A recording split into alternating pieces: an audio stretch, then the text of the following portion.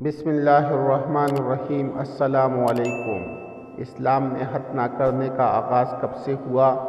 مرد اور عورتوں کا ختنہ کیوں کیا جاتا ہے؟ کوئی بھی کام بغیر حکمت کے نہیں ہوتی، تو عورتوں اور مردوں کا ختنہ کرنے میں کیا حکمت ہے؟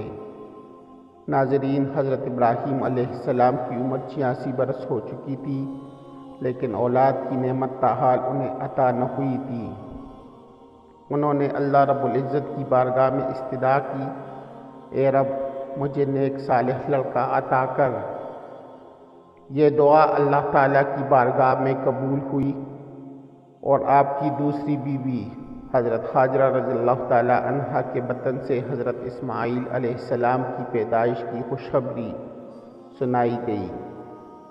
حضرت سارہ رضی اللہ تعالیٰ عنہا حضرت ابراہیم علیہ السلام کی پہلی بیوی تھی، اس لیے حضرت ہاجرہ کے بطن سے حضرت اسماعیل علیہ السلام کی پیدائش ان پر بہت شاق گزری، اور انہوں نے حضرت ابراہیم علیہ السلام سے بہت اصرار کیا کہ حضرت ہاجرہ اور ان کے بیٹے کو یہاں سے دور کر دو، تاکہ یہ لوگ میری نگاہ کے سامنے نہ رہے۔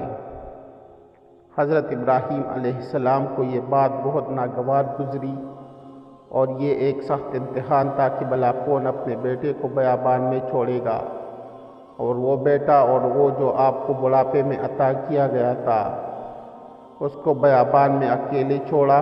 بہت سخت امتحان ہے، مگر بارگاہ الہی سے جب حکم ہوا کہ بی بی ہاجرہ اور حضرت اسماعیل علیہ السلام کو عرب کے ریگستان میں چھوڑ دیا جائے، تو حضرت ابراہیم علیہ السلام حضرت ہاجرہ اور حضرت اسماعیل علیہ السلام کو اس جگہ لے آئے جہاں اب کعبہ ہے۔ اس زمانے میں یہ جگہ بالکل غیر آباد تھی، ایک تیلی کھجور اور ایک مشکیزہ پانی کے ہمراہ۔ انہیں وہاں چھوڑ کر حضرت ابراہیم علیہ السلام جب جانے لگے، تو بی بی ہاجرہ نے انہیں روک کر پوچھا کہ ہمیں اس بیابان میں چھوڑ کر کہاں چل دیے؟ حضرت ابراہیم علیہ السلام کی خاموشی پر حضرت بی بی ہاجرہ نے پوچھا کہ کیا یہ میرے رب کے حکم سے ہے؟ حضرت ابراہیم علیہ السلام نے اس بات میں جواب دیا۔ تب بی بی ہاجرہ نے انہیں جانے دیا اور فرمایا کہ اللہ ہمارے لیے کافی ہے۔ حضرت ابراہیم علیہ السلام چلتے چلتے جب ایسی جگہ پہنچے کہ دونوں ماں بیٹا نگاہوں سے اوجھل ہو گئے، تو ہاتھ بلند کیے اور اللہ تعالیٰ کے حضور عرض کیا، اے ہمارے رب، بے شک میں نے اپنی اولاد اسماعیل علیہ السلام کو مکہ کی بے آب و گیا وادی میں تیرے حرمت والے گھر کے پاس بسا دیا ہے۔ اے ہمارے رب، تاکہ وہ نماز قائم رکھے، پس تو لوگوں کے دلوں کو ایسا کر دے کہ وہ شوق و محبت کے ساتھ ان کی طرف مائل رہے، اور انہیں ہر طرح کے پھلوں کا رزق عطا فرما، تاکہ وہ شکر بجا لاتے رہے۔ حضرت ابراہیم علیہ السلام کی دعا اللہ ذوالجلال نے پوری کی۔ حضرت اسماعیل کو اللہ نے چشمہ پیدا فرمایا۔ یہ چشمہ آج بھی موجود ہے۔ لوگ اس چشمے کو اب زمزم کے نام سے جانتے ہیں، اور ہزاروں سال گزرنے کے باوجود چشمہ کا پانی اس طرح جاری ہے۔ اللہ تعالیٰ نے اس میں مخلوق کے لیے شفا رکھی ہے، اور وہاں پر ایک قبیلہ آباد ہوا جسے قبیلہ بنِ جرہم کہتے ہیں۔ پھر حضرت اسماعیل علیہ السلام نے اسی قبیلے میں شادی بھی کر لی۔ بہت سے احکامات ایسے ہیں جن کا تعلق حضرت اسماعیل علیہ السلام کی ذات سے براہ راست وابستہ ہے۔ یہ ان پر عمل درآمد کا حکم حضرت اسماعیل علیہ السلام کے دور میں نازل ہوا، اور ان اعمال کی ابتدا آج بھی جاری ہے۔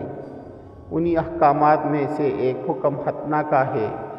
روایات میں آتا ہے کہ جب ختنہ کا حکم آیا تو اس وقت آپ کی عمر 99 برس تھی، اور کچھ روایات میں ہے کہ آپ کی عمر 80 سال تھی کہ ختنہ کا حکم نازل ہوا۔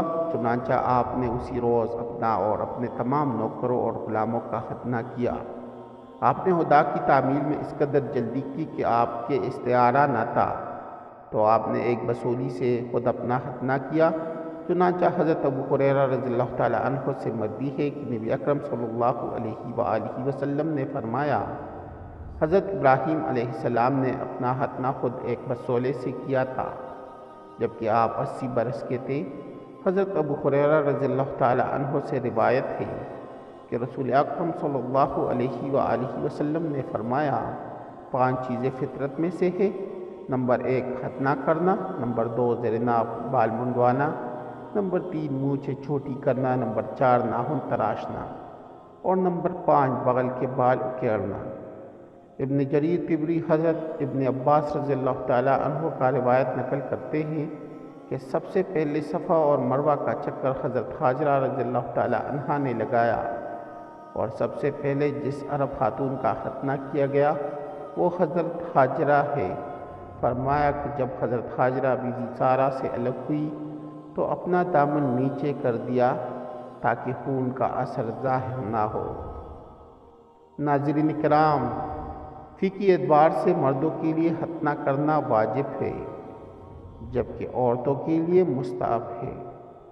فقہا کا اتفاق ہے کہ عورتوں کی ختنہ کروانا کوئی واجبی تاکیدی حکم نہیں ہے، البتہ اس عمل کے سنت یا مستحب ہونے میں فقہا کا اختلاف ہے۔ تاہم اتنی بات طے ہے کہ اگر ختنہ نہ کیا جائے تو کوئی حرج نہیں ہے۔ ابو داود شریف کی ایک روایت میں ہے کہ رسول اکرم صلی اللہ علیہ وآلہ وسلم نے عورتوں کی ختنہ کرنے والی عورت کو یہ تاکید کی تھی کہ زیادہ کال نہ کاٹا کرے۔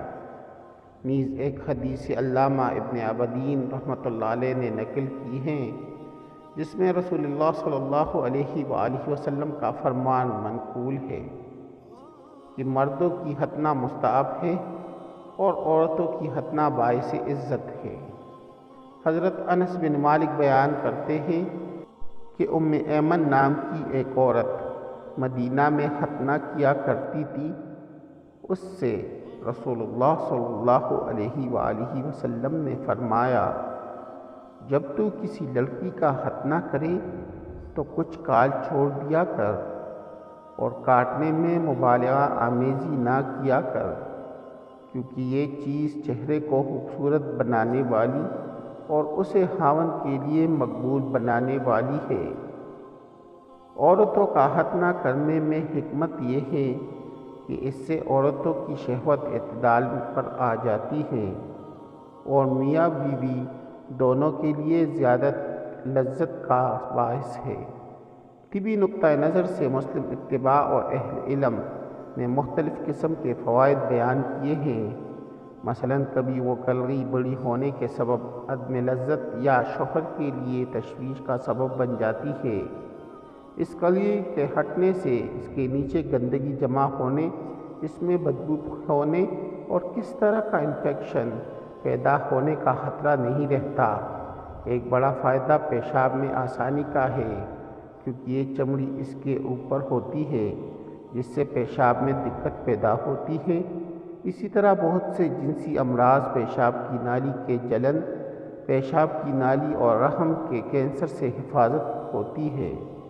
مرد کا ختنہ کرنے میں حکمت یہ ہے کہ ختنہ کیے بغیر مرد کے لیے پیشاب سے مکمل طہارت و پاکیزگی حاصل نہیں ہوتی، کیونکہ پیشاب کے کچھ نہ کچھ قطرات اس چمڑی کے نیچے جمع ہو جاتے ہیں، جس کی بنا پر خدشہ ہے کہ بعد میں نکل کر کپڑے اور بدن کو نجس و ناپاک کر دیں گے۔